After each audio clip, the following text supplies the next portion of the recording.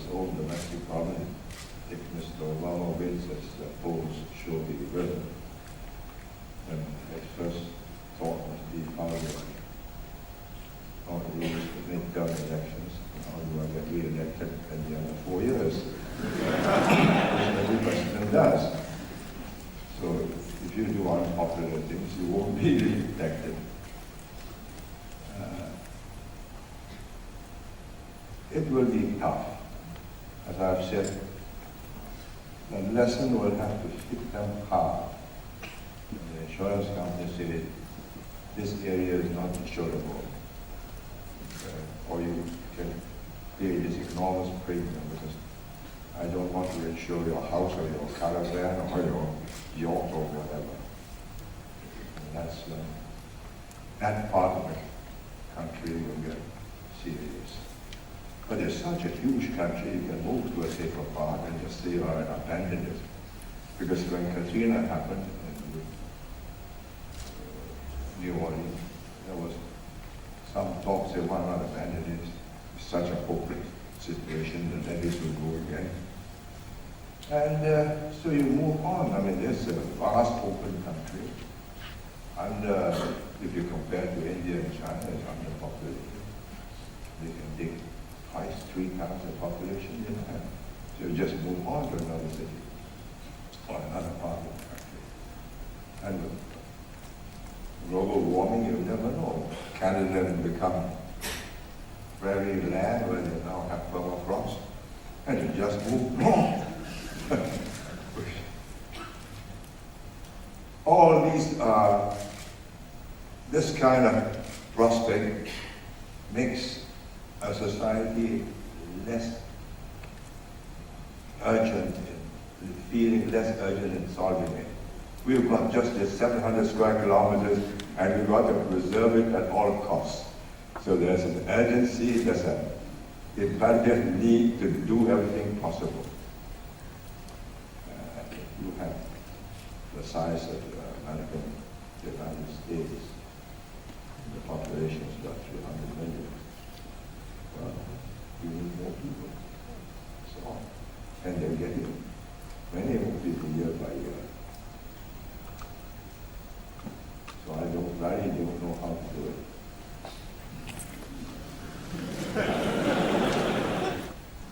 I'm Charles Sikowski. I'm the chairman of the Science and Engineering Research Council under ASTAR here in Singapore. And there has been a lot of discussion today about Singapore as a test bed for new technologies, sort of acting to demonstrate new technologies such as electric cars, and that this could attract both industry to Singapore and act as an inspiration and perhaps attract talent to Singapore. And I'm curious about your thoughts on having the whole of government sort of approach in Singapore being turned over to working on different sorts of test beds, such as being the global leader in test bedding electric cars. We have a small part of the population in Porsches and Ferrari, and every weekend they go out to Malaysia and press the accelerator, but the majority just move around the city limit, which is about 70 to 80 kilometers at the highest. So there's no reason. I've driven a GE electric car in Stanford several times. George Schultz was a friend of mine. He's on the board of GM. So he was given these cars to try. So I drove it around Stanford. I don't know how frequently it needs to be recharged. This is about 2-3 years ago. But it would accelerate like a normal car. And there's no reason that it makes less noise, no pollution. But we've got to find the electricity that doesn't use carbon to charge it. So then we go back to nuclear. And but where do we site this nuclear station? I was thinking one time perhaps we have a floating platform to put the station there, and then it blows up and move it 50 kilometers away from us.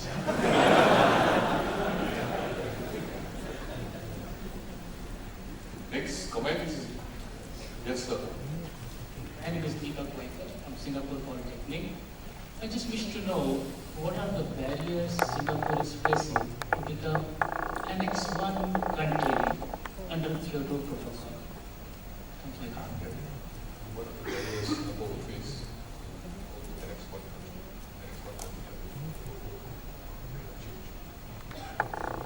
Maybe you want to just elaborate a little bit about your story, person?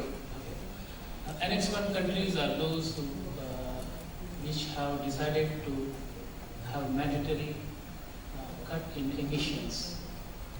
And Singapore, being world class in many respects, showing global leadership in water and energy technologies. So, what are other barriers Singapore is facing to become Annex 1 country under Kyoto Protocol?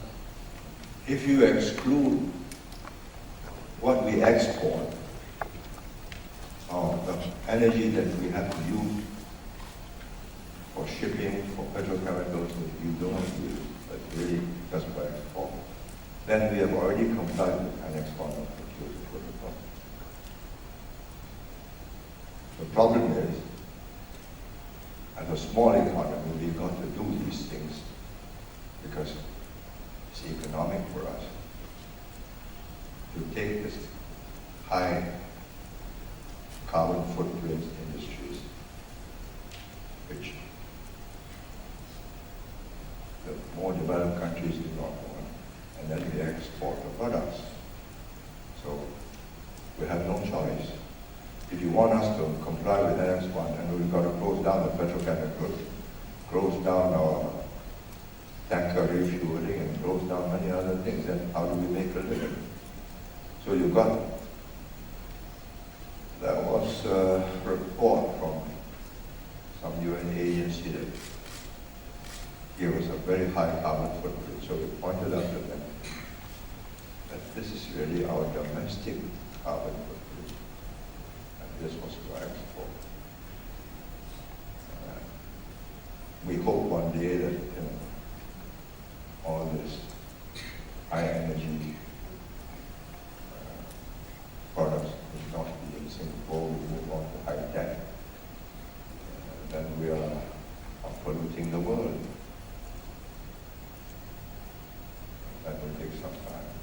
Therefore, that's why we are heading for more R&D, not only in the products which we can use, but in products which we can help others use. We are moving as fast as we can into a more knowledge-intensive economy.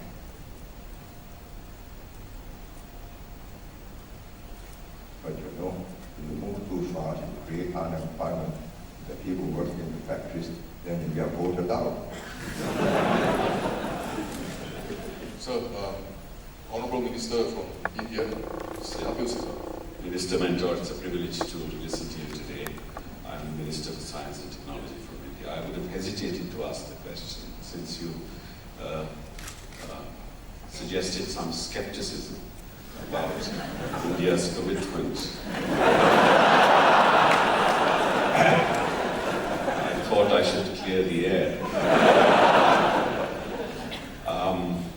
We are deeply committed to climate change. And I must say I happened to be at Bali and I was the chief negotiator from India.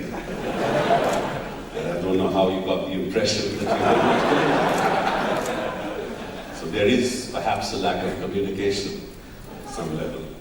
But coming to the question, I do believe, and I think I agree with you, that to think that we're going to have a global solution at the political level in Copenhagen is a far cry. I think if we are going to really do something about climate change and make sure that our future generations don't suffer from the impending disaster, we need technology.